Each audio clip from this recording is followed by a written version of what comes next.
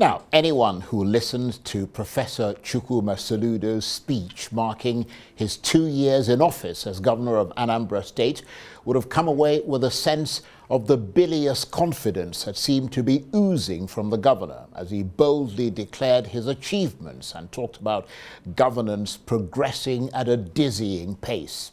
He spoke about how well he was doing, the construction of high-quality roads, the employment of thousands of teachers and healthcare professionals, the provision of free computers and buses for schools, regaining control of the security of the state, and the rebuilding of the capital, Awka, among other touted achievements. And all this without borrowing any money and whilst refusing to pay himself any salary. Impressive, isn't it? But not to his critics, amongst them the man who ran against him in the last election, Valentine Ozigbo. He says it's all hot air and that he and most people in Anambra State haven't yet seen evidence of any sustainable repositioning of the state. But Governor Soludo disagrees. 2022, when we came in, healthcare infrastructure, sexually transmitted gender-based violence, and so on and so forth. Yes, one youth, two skills.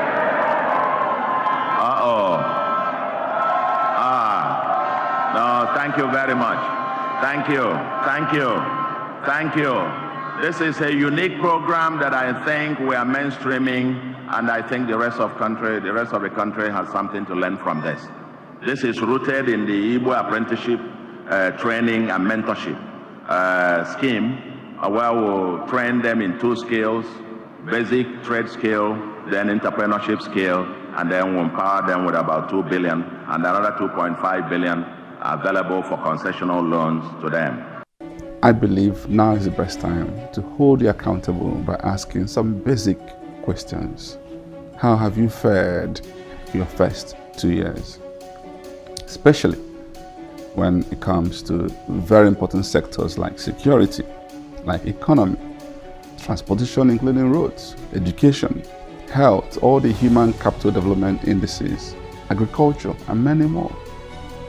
How have you managed those very critical institutions that define us, like civil service, traditional institutions, religious institutions, trade unions, town unions, etc.? How have you improved on important cities like Onitsha, Obaru, Nnewi, Awka, Nkpo, Obosi, Ekulobia, the Omambala axis? How have you fared in other important areas that will improve the lives of our youngsters, our women, like sports, technology, entertainment, tourism, etc.? For more on Chukwuma Soludo's performance since he became governor of Anambra State 2 years ago, I'm joined now in the studio by the former PDP governorship candidate in Anambra State, now Labour Party governorship aspirant, Valentine Ozigbo. Good to see you, Valentine, and my apologies. I don't know what happened there. I could hear people murmuring in my ears, murmurs of panic when they pushed the button and it wouldn't play. But hopefully we'll be able to get to it a bit later. But thank you very much indeed for joining us. So let me ask the obvious question. How would you assess Professor Soludo's first 2 years of governor of Anambra State? Just like you would hear me speak on that video, not impressed. And again, I believe I speak on behalf of majority of the Anambra. For you really to assess performance of a governor, it's important to look at the entire chain. But before I do this, I want to actually leave a caveat. This is really not about politics. There's a reason why I've waited for 2 years to speak out. I didn't want to be a distraction to what he was doing or be blamed for it. So basically, this is nothing personal. This is me being a good citizen that I want to be. And this is also me urging citizens to hold their government accountable. That's the only time we can push them to do more. When we are complacent, we become part of the problem. And I don't know how to emphasize this. Now, talking about Governor Soludo, it's not about effort, it's about outcome. It's not about rhetorics, It's about how you make people feel. If you really want to know how Anambra is feeling today, go and ask. Today, yesterday actually, a story of kidnapping in Orumba North, Obufo precisely, where, in fact, actually stormed the police station, destroyed police station, killed about 2 policemen. A few days before, they kidnapped the governor's advisor on pharmacy, together with another gentleman from Orumba North. This happened in Agota, his local government. Now, this is just a signpost about what's happening security-wise in his own local government. If you go around Anambra, if you ask anybody, what's the number 1 need in Anambra today? It's security. Are we safe? We don't feel safe. You can speak all the grammar, you can say all the niceties, but the reality is what I'm painting. But isn't the reality that he has, I mean, he is the chief security officer, Yes. but he's got limited control over what actually happens in the state? Because, I mean, it's not unique to Anambra State, it's a general problem across Nigeria. I agree, but guess what? We're not facing this for the first time. I also pointed that out. Sometime in the past, when Peter B was governor, we had worst case. How did we solve it? What did he do? He was just a governor, subnational level. There are a lot of things you can do. A few weeks ago, I sat down with Alex Oti in Abia State. How many times have you heard stories of kidnapping? What's the distance between Anambra and Abia State? Just to point to a fact, so you can show true leadership. He says to me, you can't conduct any kidnapping thing here and go free. Because I have people they've trained, they've empowered, and equipped that are doing the right thing. I don't discuss security in the open, but I'm saying to you, you can show leadership in that regard. And I pointed to a particular AIG who was in Zone 13, Anambra State, who I sat down with him and he said to me, for the past how many weeks, months he came into Anambra State, he hasn't had the opportunity of sitting down. Because I was asking him, don't you guys conduct security meetings on a regular, at least once a week, given the importance of security? Now, I'm just talking about security. Now, let's not go into the symptoms. I want us to understand where these things might have gone wrong so that we can, hopefully, if he listens, maybe he can pick it up and get better. Let's go into the vision. What's the vision that he has? You hear this Dubai Taiwan thing that people are totally disconnected from. What is Dubai Taiwan? People actually now say, please abandon this, give us Abba, give us Ghana. No, seriously. So, number 2, leadership. Who in his cabinet believes in this vision that he's pursuing? Alone. If you come into such a state like Anambra with such a Republican mind, and you don't have enough dose of emotional intelligence, you are bound to fail. Emotional intelligence means, number 1, you have to speak truth to yourself. You can't lie to yourself. You must be able to say, this is my strength, this is my weakness, and this is how to overcome my weakness. So if you think you're the smartest thing in the room, you're already failing from day 1. Number 2 is your respect and courtesy for a fellow human being. Every single part of Anambra life, there's one quarrel, one disharmony or another. From the religious institutions to the traditional rulers, to the civil servants, to the president generals, to the town unions, to the keke drivers, to the market women. It's one issue or another because there's not enough dose of emotional intelligence. And that also gives you what I call social awareness. So you know when to speak and when to listen. You can't conduct a meeting and you're the only one speaking and then take another 5 minutes to do vote of thanks and salute your oratory skills and life goes on. I don't want to go into things that may appear personal, but the point is that leadership is lacking. And then you go into the issue of setting priorities right. Because when you understand the root causes, all these other things we're talking about, security, education, are the symptoms of that manifestation. If you can't set your priorities right, you are building a 10-story hotel in Anambra. Who tells you that's what we need now? And what makes you think it's government that must build it? Why can't you encourage, incentivize the private sector to get that done? So you can focus on the key priorities of government.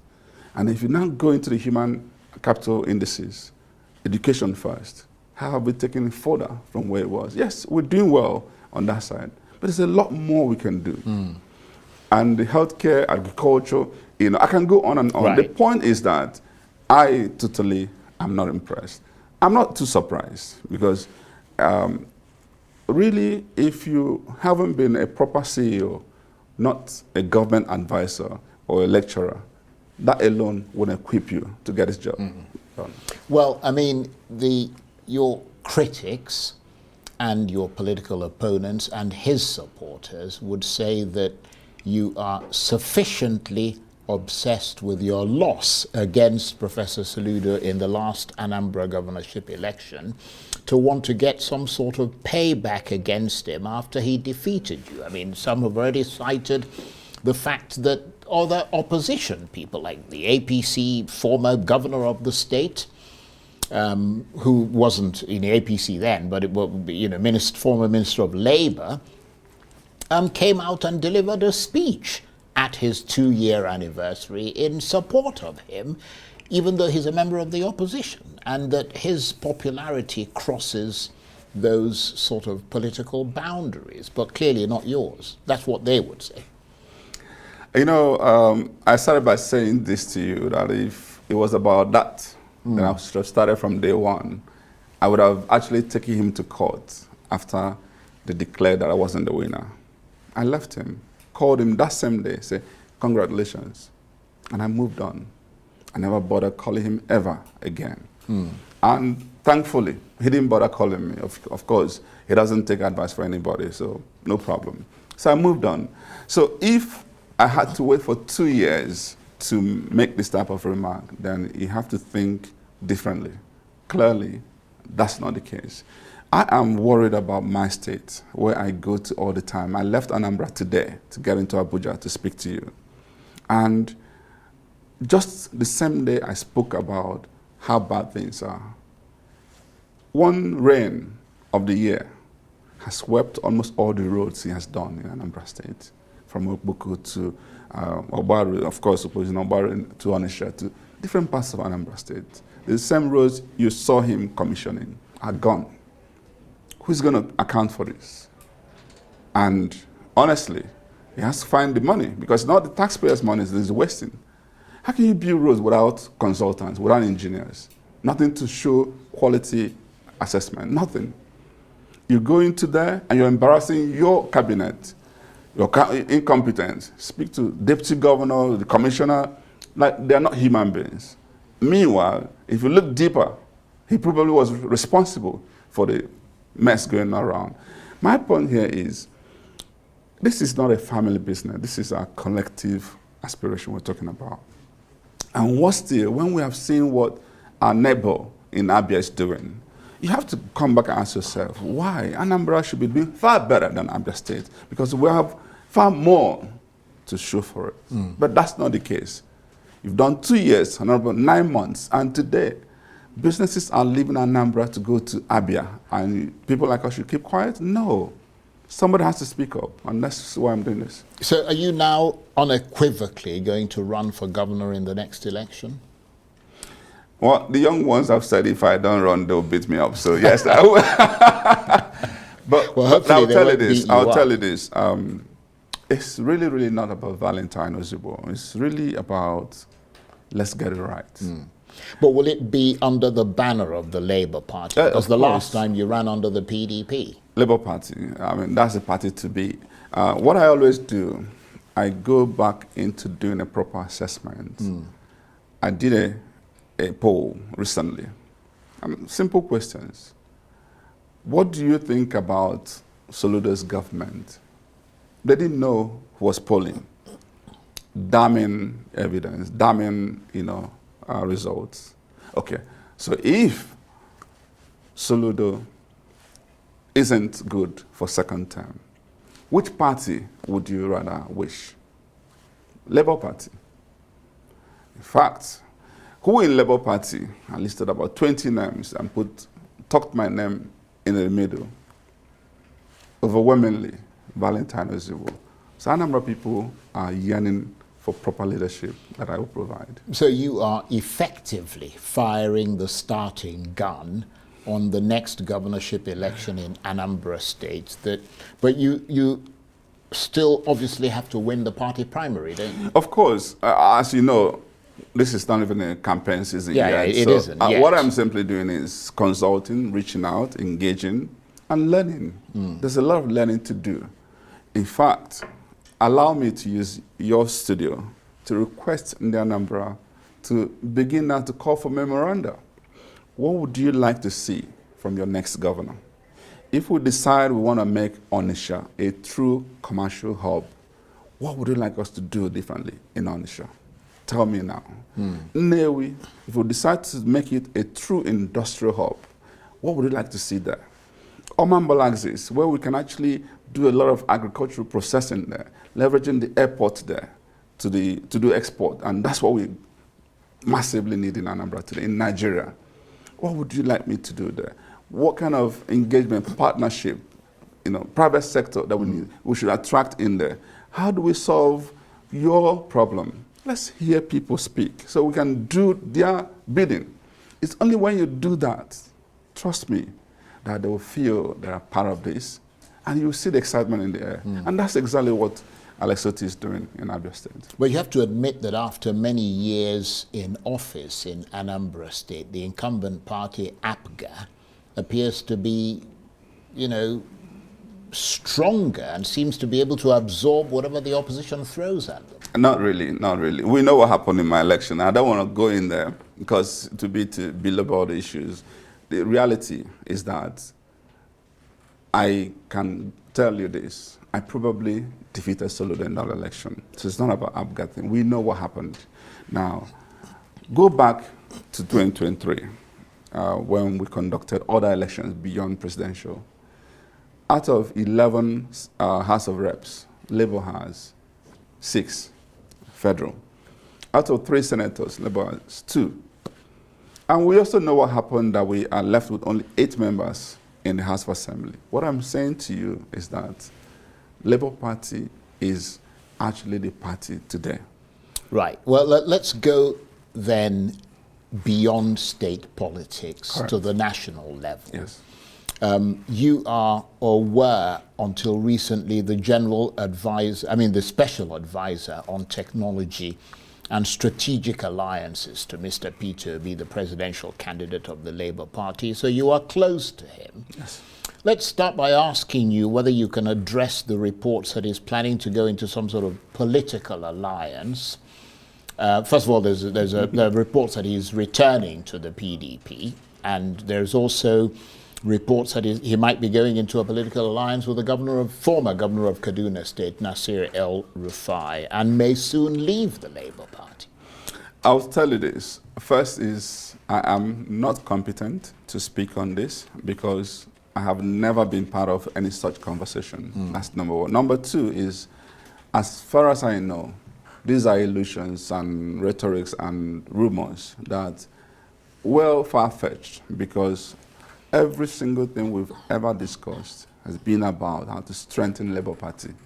That's all I know. I also am aware that there are a lot of interests who are saying that for Labour Party to succeed in 2027, there has to be some alliance with some other parts of PDP, APC, NMPP, ADC, and all of that. So those are conversations that are happening at different levels. I'm not even aware that has gotten to a level that anybody can make any categorical statement. I think is foolhardy for anybody to go into such assertion.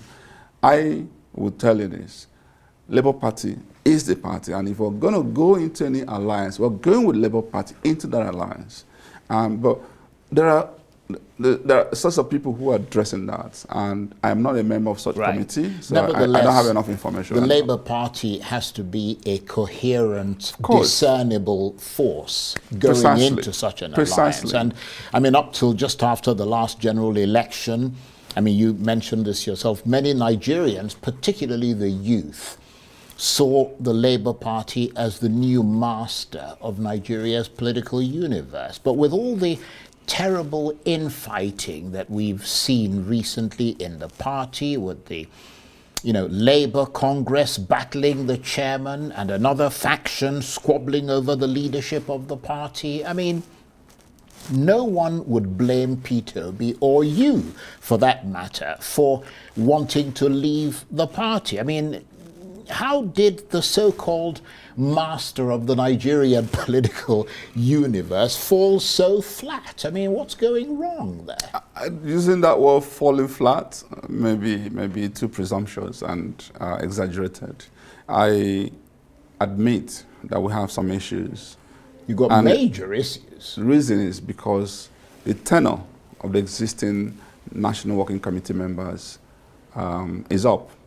And so there's need for another convention where either they or some of them are returning or fresh people are coming on board.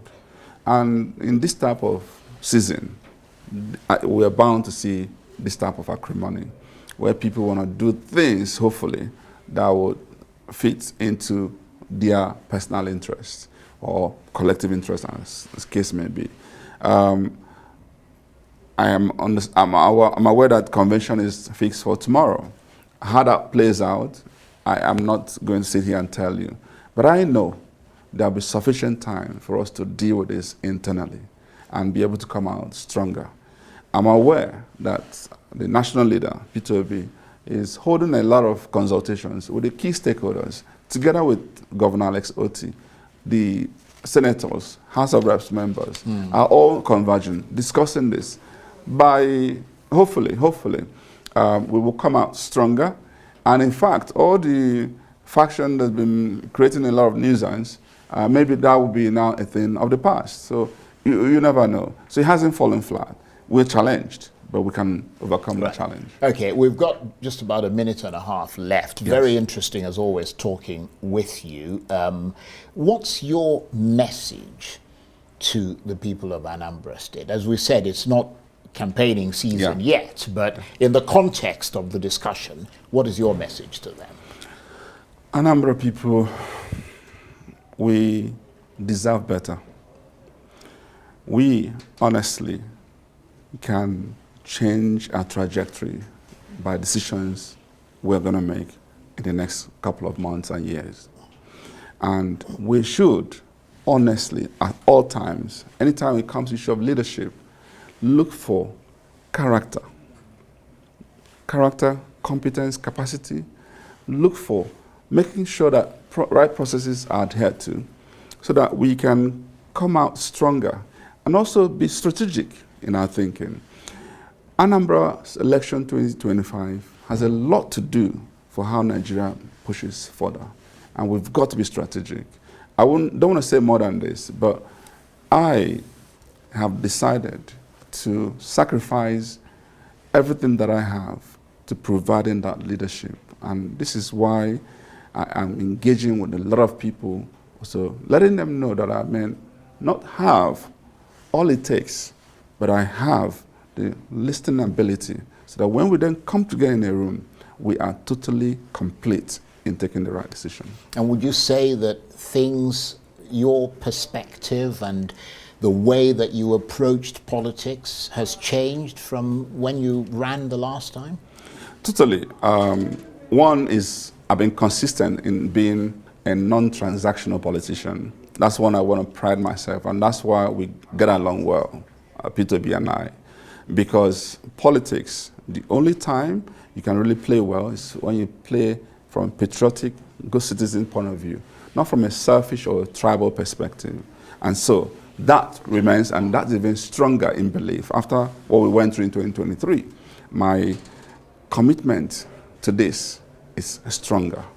And guess what? I can tell you that the first attempt was a learning curve. Today, if you conduct any poll in Anambra State, it will shock you. It tells you we are better positioned to making sure we do the right thing and get Anambra people happier than they are today.